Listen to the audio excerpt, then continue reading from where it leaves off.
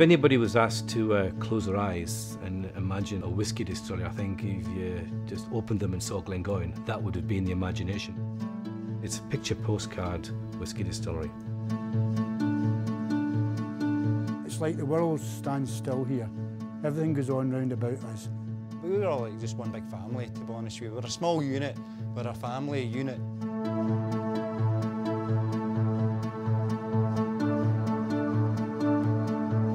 It's a beautiful distillery. It's only a small distillery, but it's beautiful. It's a very good product too. Good driver. It's a good drink.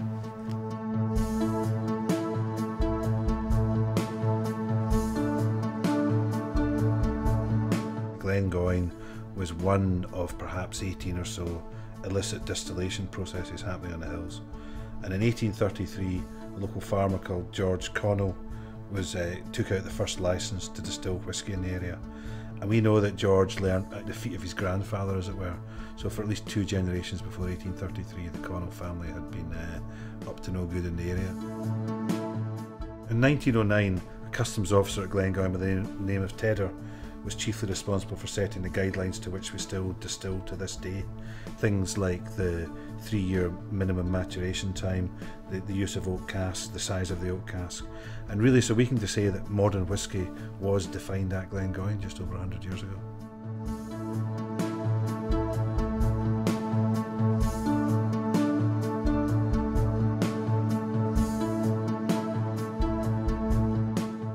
The watchers at the distillery had a job supposedly to watch for the government for the taxation on whisky. You couldn't do anything without the watcher being there. The last one was Willie the Watcher. So what we used to do was, they days you had wee plunky bottles. So we got wee plunky bottles. It's a wee sample bottle about that size. You tied a bit of string in it. And of course, all the barrels had cork bungs in them.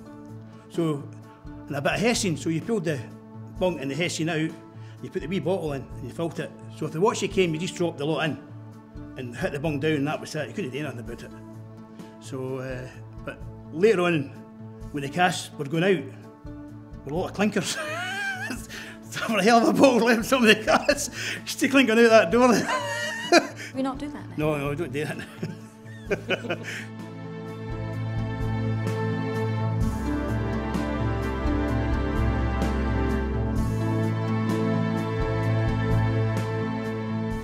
Whisky production is a fairly simple process. You've got 3 raw ingredients. You have the water which comes down from the hill, we have the malted barley, and we have the yeast. The malted barley is air dried and unpeated.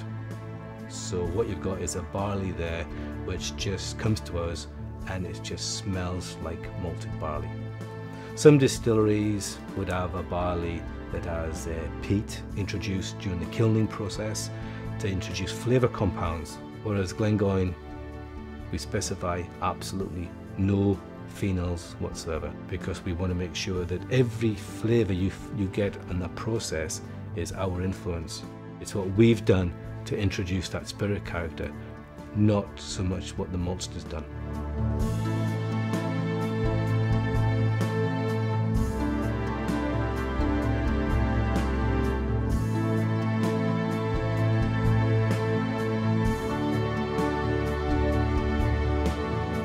So what we do basically is we get 3.72 tonnes of malted barley and we just grind it into a grist.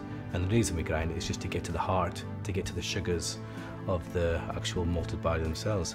It then goes into the mashing process, and what you do there is you just get in water and this grist and you mix them together at the right temperature, half a degree up, half a degree down, and that's not a good day. It's got to be spot on 63.5 degrees. So we extract this sugar liquid called wort, put it into the washbacks, which are the fermenters, and then we just add 50 kilograms of yeast into 19,000 litres of worts.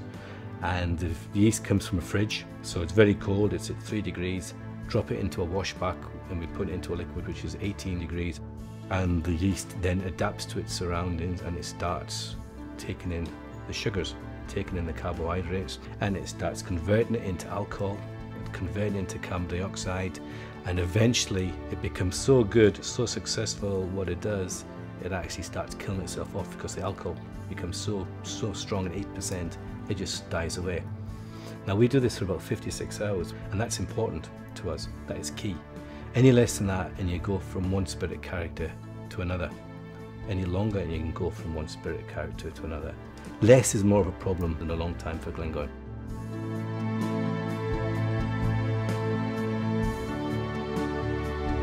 All the flavours are in the washback. So everything's in there. You know, you've got your fruitiness, you've got bubble gum, whatever every distillery wants. It's generally in the washback. Now it's what you do in the distillation will magnify them or it'll subdue them. That's where we really start influencing the Glengoyne flavours. We start putting our fingerprint on the product. We're really quite slow. I don't mean the guys are slow themselves, but the process is slow. The shape of the stills at Glengoyne is unique. The amount of copper in the process at Glengoyne, you couldn't get any more copper in the process if you tried. Everywhere there's copper in the pipes. We have a ball on the side of the stills just so you've got as much copper in the process. So this alcohol, when it comes through, it's got as much copper contact to remove some of the unwanted characters from the fermentation. Sulphur is a good example. Copper removes sulphur very, very well. That's why we have it in the pipes. And we just nurse the alcohol through the distillation process. This is where we could really be mercenary and speed things up if we just turn that steam valve a lot faster than it is. But we can't, because as soon as we turn that steam valve, you've lost Glengoyne.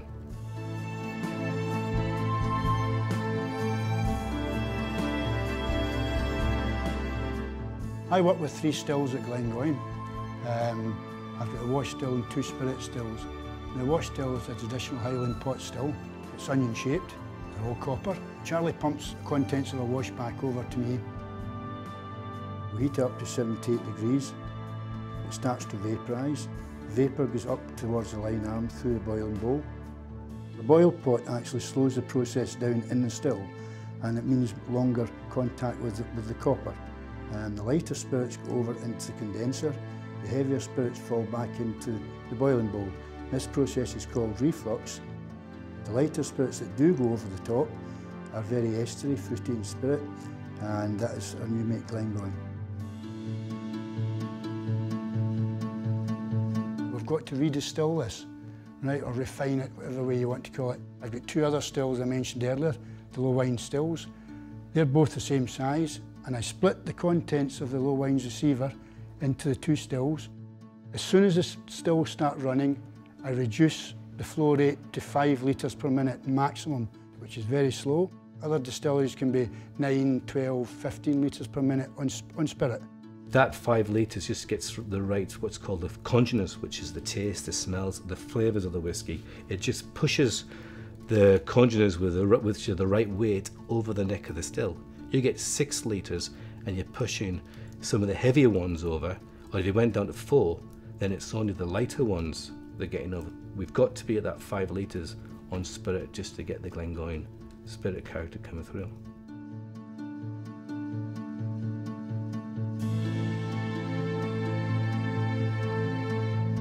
When I get the clarity and the strength right, I can then redirect that flow of 5 litres a minute spirit into a spirit safe, into what we call the centre bowl or the spirit bowl. That's me collecting new make Glengoyne. It's full of esters, it's fruity, it will run for roughly 3 hours, slowly going down in strength, and I've got to monitor this closely till I get the strength down to about 64%. Once the spirit goes down to 64%, we've still got a lot of spirit left in that still, but it's not pure enough to be termed as a middle cut. So what I do is, I redirect the flow to the outer bowls, which puts it back to where it came from, the low wines receiver. My middle cut's collected, that's taken care of, that's separate. That'll be pumped down to the filling hall, it'll be reduced slightly in strength and put into selected sherry casks to start the maturation, and that'll be it for 10, 17 or 21 years.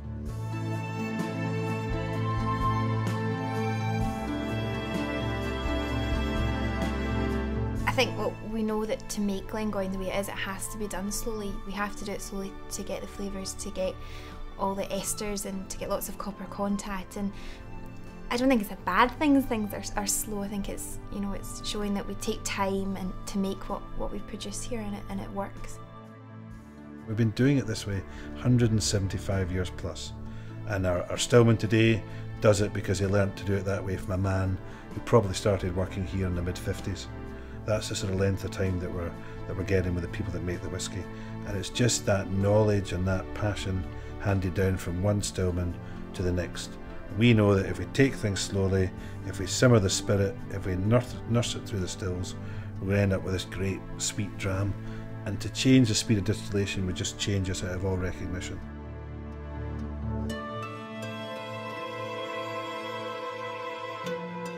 The majority of the new casks that we source for Glengoyne have come from Spain, and we're involved in that from the very start.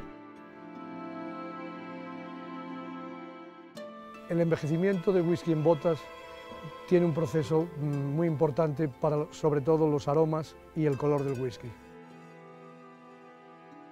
Nuestro proceso de fabricación es muy largo y complicado.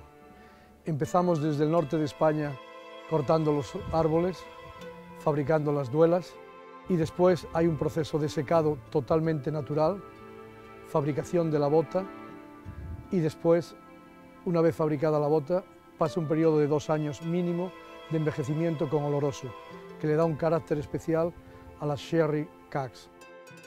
Para los whiskies de alta calidad como Glengoyne es muy importante los aromas que aporta el vino de Jerez. The sherry will stay in there for about 28 months. The sherry is then emptied from the casks are broken down, sent over by ship, reassembled by our coopers, and nearly 6 years after we first commissioned that cask, we get to fill it with Glengoyne.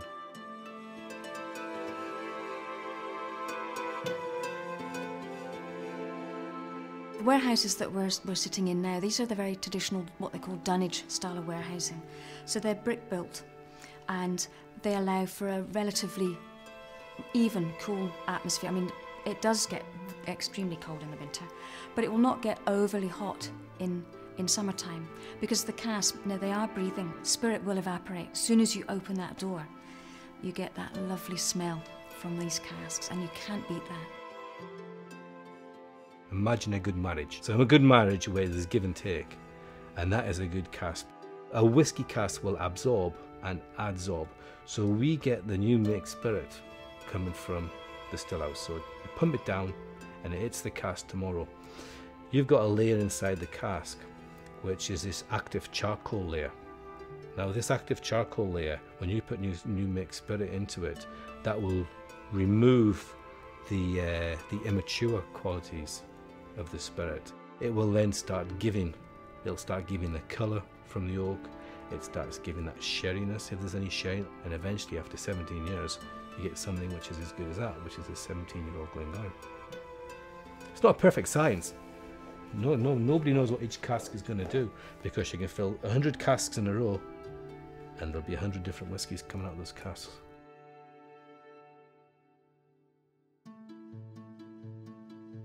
It's our master blender's challenge to create a consistent nose, flavour and importantly, natural colour. Our whisky needs to taste the same year in, year out, so that, for example, the 10-year-old must always taste like 10-year-old. It's one of the most challenging but vital roles in the whole industry, and we'd say a good master blender is definitely worth his weight in gold. El whisky que yo estoy bebiendo es de 100% procedencia de una bota de sherry de roble español. Entonces es muy fácil identificar sus caracteres. Tiene un fantástico color, unos aromas que me recuerdan muchísimo a los olorosos de Jerez y está fantásticamente, es complejo y está fantásticamente conceptuado. Es mis preferidos.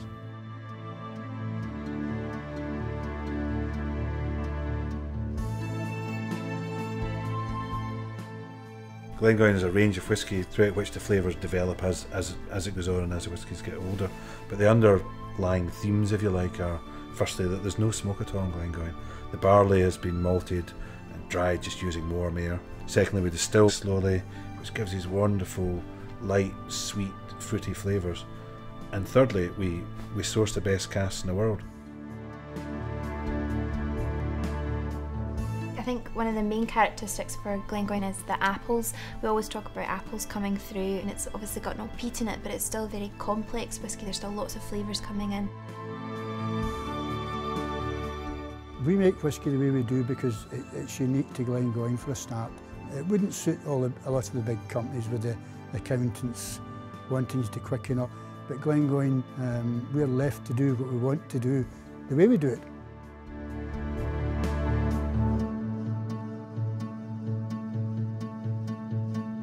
We've kept this philosophy going for nearly 200 years. If I was to give the very first distillery manager a drink out of this glass, he would recognise it, I'm sure, as being something he produced back in 1833.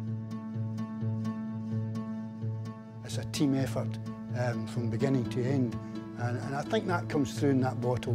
When you open that bottle and you pour a dram out, that's us.